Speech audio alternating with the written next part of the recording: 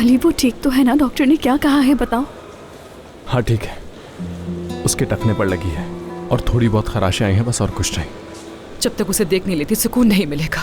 वो अभी उस कमरे में मौजूद है, करीम अंकल भी वहां गए हैं।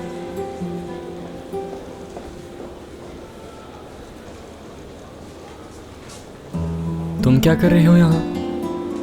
मैं सबा से मिलने इसके घर गया था, ये मेरे साथ थी जब मुझे खबर मिली। सिनान, तुम मरियम आंटी को खबर कर दोगे? मुझे अभी किसी से बात नहीं करनी।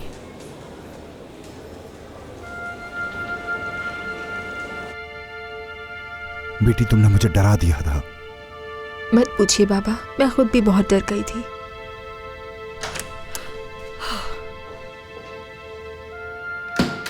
बेरन, इतनी परेशान हो गई थी कि कुछ ज्यादा बुरा तो नहीं हो गया? खुदा का शुक्र है कि तुम्हें कुछ हुआ नहीं, तुम्हें डरने की जरूरत नहीं। तुम कंस्ट्रक्शन साइट पर कर क्या रही थी?